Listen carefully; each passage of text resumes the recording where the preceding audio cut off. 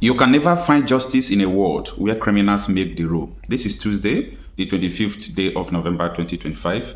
Good evening, everyone. It is on the news that the controversial Islamic cleric, the terrorist aide, is saying that he will champion the cause of presidential pardon or amnesty for Nnamdi Kanu if he shows remorse and call for peace.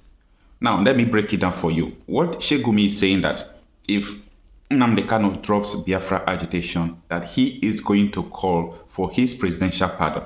You know, Gumi is now talking as the commander-in-chief of the Armed Forces, Federal Republic of Nigeria. You know, this man has been brokering peace after the terrorists kill people, after they bomb churches, after they kidnap people. The same man will now go and meet them to pay the money, sometimes to release the people in their custody. He will now go and meet the government, meet the terrorists, you know, brokering peace between both of them. Hello, Nigerians. It is no longer news that, according to the lawyer to Nnamdi Kanu, while Nnamdi Kanu was in detention in DSS facilities, there have been a lot of offers brought before him by the federal government. And all of them is pointing to one thing: drop Biafra agitation, then we don't have problem with you, we don't have business with you. They told him, you are not the first person that started Biafra agitation. Look at Asari Dokubo, look at Wazurike, look at others. They dropped Biafra agitation and they became our friends. So you can actually become our friend and, you know, venture into politics. You are a well-known person and so on and so forth. But you know what? In the voice of a judge that sentenced Nnamdi Kanu to life imprisonment, Justice James Omotosho, he made a statement. He said, Nnamdi Kanu is so arrogant. Such a person should not be allowed to live in a sane society. A judge opened his mouth to make such statement. So when you look around, you will now understand that what Sheikh Gumi is saying, Sheikh Gumi is not making a statement on his own. He was speaking on behalf of the political decision that kept Nnamdi Kanu in Sokoto prison. He was speaking the summary of the political decision that sentenced Nnamdi Kanu, because I used to tell people that Nnamdi Kanu's sentencing is a political decision. It has nothing to do with what he did, because I'm not a lawyer, okay, but I follow everything that transpired. And I could see that if an Ansaru terrorist head who confessed that, yes, I have killed people, I have killed soldiers, I have killed everything, I have guns, I have everything, and he was captured with a gun.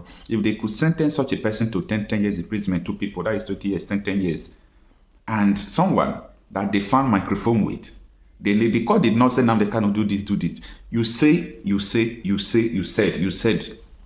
are going to do this, you said you are going to do this. And they sentenced him to life imprisonment. And Omotosho was quoting Bible that he was tendering mercy for Nnamdi Kanu, if not that he was sentenced to life imprisonment. Wow, Nigeria is a joke. Nigeria is a joke. For a terrorist to now come out, to now dictate what happened in a society, dictate the condition by which a self-determination group leader, how his destiny is going to be. But you know, the fortunate something here, but some people might call it unfortunate, is that Nnamdi Kanu will tell you that it is ready for me to die. I am ready to die on this cause than to give up on what I'm doing. Now, I want to break this thing down for a lot of people who do not understand. About 6 months ago, Sheikh Gumi made a statement. He said that the southeastern governors should try to engage Igbos, pay them money, recruit some Igbos so that they can kill their fellow Igbos. This is a statement that Sheikh Ahmad Gumi made some months ago. Now, if you come and look into this situation where Sheikh Gumi made this statement, what led to this statement was they were looking for a way to stop Biafra agitation. And he was telling them that was what we did during Nigerian Biafra war. That was what people did to defeat Biafra. They have to engage, some of the Igbos to come against their own people. That is also the same thing the Southeastern governors did to proscribe IPOB, people who were carrying flags. After agreeing with IPOB that IPOB is necessary, that even here send their vigilante group is necessary because of the invaders of the Fulanis, this is what Minister of Transportation today, then Governor Defuma, he said, is on tape, you understand. So after everything, they were also forced, influenced to proscribe the association. But you know what? They are all going to regret their actions because as I speak to you, their communities have been surrounded. Their states has been surrounded. So who is going to save these people? Nigerian Army? No. Police? No. So who is going to save the Southeasterners from this tension around them? I mean, Southeast Nigeria has been surrounded.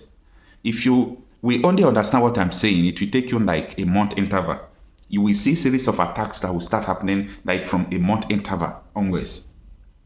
Now, sorry for a little bit digress. Those terrorists that I reported who came back to Nigeria, because some of them actually left from Nigeria for reinforcement when they were doing some kind of shooting in Mali that period. So when they came back, they entered through Niger State to Kogi State. And after police reported about their position in Kogi State, I knew that their destination was not that Kogi State. So these people who were up to 1,000 did not move in convoy any longer. These people did not, all of them did not move to the same direction they were going, which was Kwara. From Kwara, they will find their way down to inside the southwest, getting to Ogun State. So let me use the word disperse. So all of them now scatter. So some of them now are not traceable as I speak to you. Like they have gone into the society, they have gone into the bushes, they have gone to this. Some of them follow Enugu, some of them in Kogi, some of them follow Kwara now. So there is no single direction where these people go, where they have gone, I mean to say. So that is the situation about these people. Now, let me come back to what Sheikh Gumi said. It all boils down to allow us to conquer your people. Don't take my word for this. May God keep you alive. May God give you good health. May God also give you a long life, because some persons who have good health are dying in this country. So many things are killing people in Nigeria. So may God give you long life. That is my prayer. So that only time we tell what will happen in Nigeria. Just time. Give Nigeria, in fact, let Donald Trump his intervention, just that this is a determined something. Donald Trump has determined that he's going to intervene in Nigeria. If not, I could have even said, let him not come. So that you people will taste, the hypocrisy that you people have been using because of politics and all these things. The southeastern Nigeria is already surrounded. These people are making move all corners. You see, the way Sudan is today, that is the way Nigeria is going to be tomorrow. You know why? Sudan has been divided, but the crisis also persists. This is because when they were telling the Sudan people that time, move and divide your country, they were not fast about it. Some people who are intellectuals then were telling them, no, don't do this. So the terrorists now infiltrated everything. The terrorists now infiltrated the whole country, both the south. And after the division, crisis persists. The crisis persists. So this is the same game plan they are planning in Nigeria. So, dear Sheikh Ahmad Gumi, unfortunately, if you even have time to speak to Nnamdi Kanu directly, Nnamdi Kanu will also tell you to go to hell. You understand? Because for him, he cherished freedom. The freedom of his people. Freedom is not all about who is behind the bar. So many people working are not free. The freedom has to do with your mentality. The freedom has to do with something of mindset. A lot of people who are working, they are thinking they are free, but they are not free. They are under cage. They are under siege. A lot of them can sleep in the night. Someone will come and burn them alive. A lot of them will sleep. Before you wake up, you hear that there is a gunshot here. They are dead. Is that freedom? No, that is not the kind of freedom Nnamdi Kanu wants for his people. So if you understand what Nnamdi Kanu has gone through for all this while, you would understand that anybody calling him to drop his agitation is a joke. No matter what you say about it, I repeat, only time is going to justify this man. When he started, nobody was believing what he was saying. Till at a time where killing started, everything he said now started coming to pass. And today is now a reality that people can see. Actually, everything he said is coming to pass. And people said he's a prophet. But as I said before, Nigeria is a place where terrorists operate in a safe haven, where you can even gather intelligence of what is going to happen in the next decade to come, like next 10 years. Now, the United States in the year 2013 predicted something, a failed state 2030. They said Nigeria will cease to exist 2030. But the question is this: do you think it's going to last till 2030 before Nigeria will be disintegrated? No, it won't be up to 2030. No, it won't be it. This is not, a vision or religious words or no. I am telling you, due to programs of this terrorist organization who are in the government and everywhere, you see, there is nothing that will make this country to be sustainable.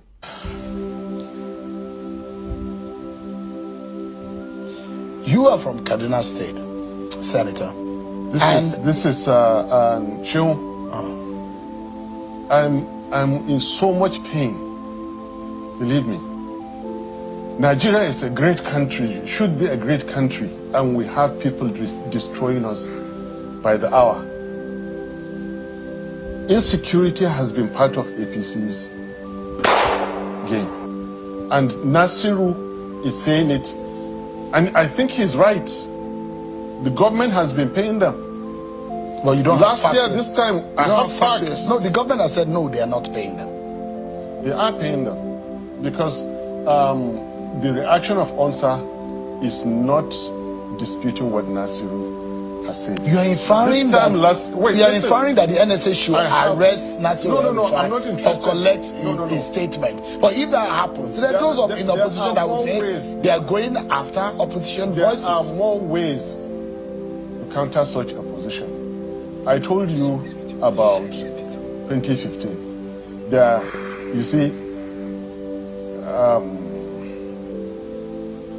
going after a former Nigerian president, trying to kill him. What does that tell you? Something. Before that, what had happened? After Jonathan won in the Supreme Court, they called for dialogue, and those young men nominated a former Nigerian president who took 3 days to repudiate. After those 3 days, go and plot the graph.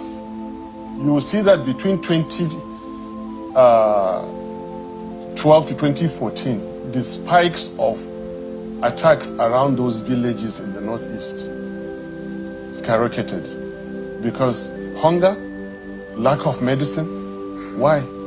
Because somebody had stopped sending the recurrent expenses of those people who used to come all the way to Kaduna, collect and then go back. And that's how the cycle went.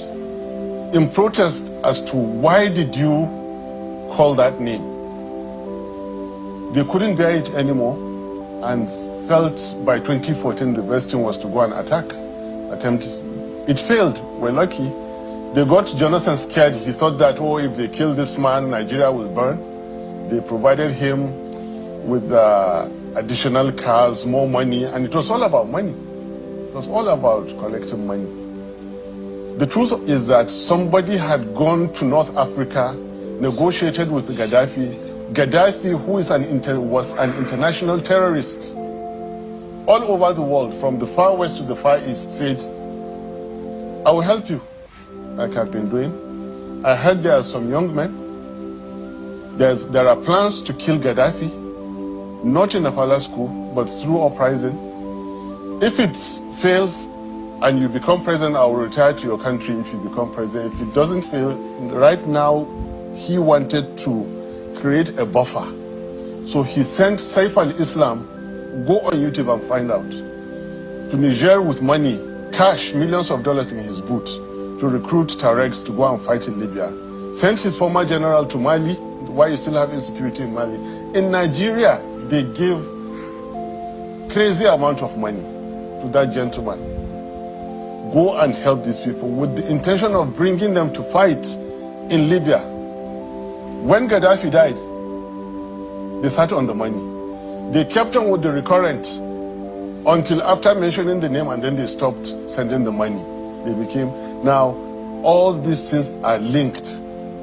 They wanted Nigeria to burn if Buhari did not become president in 2015. I contested alongside Buhari for Senate. I contested for Senate in 2011. You have it on YouTube. He said, blood, soaked in blood, the baboon and the... Ever since he made that comment, I refused to go and campaign with Buhari. Refused completely. It didn't matter if I lost the Senate seat. I won it eventually. Insecure for a former president to say, you soak in blood. And then there was, Kaduna is my state. There was serious violence in Kaduna. Many houses were burnt. Emir's houses in Ongwansariki, Demna Abba had their houses burnt and all that, simply because of a statement. They went and brought in people from those neighboring places in readiness to remove Jonathan by all means. So the desperation of people to get Jonathan out of power has built up and added to what we call insecurity in Nigeria today. So you're inferring that all what we have seen over the last few years as insecurity is orchestrated? Of course. And it's political? Of course. Last year around this time. This narrative. Last year around this time. Whatever I tell you, I'll try to give you evidence. Last year around this time, we were just negotiating the release of our own nephew. And when he came out, what he said is not much different from what Nasiru El-Rufai is saying. Just my people, as the hot, you don't have to know. Nasiru El-Rufai don't begin to give Tinubu hot. Yes, now he don't even expose APC of paying this banditry, or this people they call bandits. They say APC, they pay the APC government. Now this Peter Obi vice presidential candidate, they call Yusuf that he Ahmed wants to expose APC concerning the payment of banditry. Just watch, share, and this somewhere if they do now to just tell Tinubu say ahead of 2027 presidential election it will be game as usual. Watch, share, and drop your thoughts in the comment section. They complained that, and this young man is alive. He could come here tomorrow and you interview him. He's alive now in Zaria. He's alive. That look, they are not making much money relying on these handouts from government. Each time they go out to operate, they make more money like he does in their hand. We kept negotiating. He's alive and he can come to this and sit with you, Shehu Akimbaloye, and you interview him. This is a fact. But my grudge with Nasiru's statements is that he was part and parcel of APC from 2013. Like he told you, he was one of the architects of it all. All of a sudden, to come and absorb himself and call others. No, Nasiru is part and parcel of all that has been going on. Another almost 8-year governor of Borno State said that there are informants of terrorists in the Nigerian military and among Nigerian politicians, and it is official. You have the evidence. Before then, there was another politician who again said that bandits and terrorists were brought into Nigeria pre-2015 election. These are even small ones. Do you remember? Now, what I'm about to say and my arguments are that insecurity is part of APC. Insecurity has been APC's way of getting power. Insecurity has been part of APC's way of staying in power. Is that fact or just your opinion? That is my candid, firm opinion that is being strengthened by the kind of unfortunate comments like that of Nasiru. So 2 days ago. But there are no facts to what you're saying. There are no facts to what you're saying. If there are opinions, how would you say a government of the day is part of their life or living is insecurity? That I'm giving you the facts. Now I have clearly given you 3 statements of politicians, government functionaries that are undisputed. I have given you this. Go back in time. Do you remember that a former Nigerian president was attacked by terrorists? Unprecedented, never in the history of Nigeria did that happen. Do you also remember that I made a passing statement on that in 2022, which, as usual, people didn't take seriously? Why did some young men in the forest in the northeast, what business do they have? When Nigerian leaders leave, they are liked, they are loved, they are forgiven all their errors and everything. This one, they followed and tried to kill him. Why did that happen? What happened in all the donations leading up to 2015? Why decide to come back and run in 2015 after crying and telling the whole world you're no longer convinced? What was the link with North Africa? What was the link with Muammar Gaddafi? He's not alive, but others are alive to say it.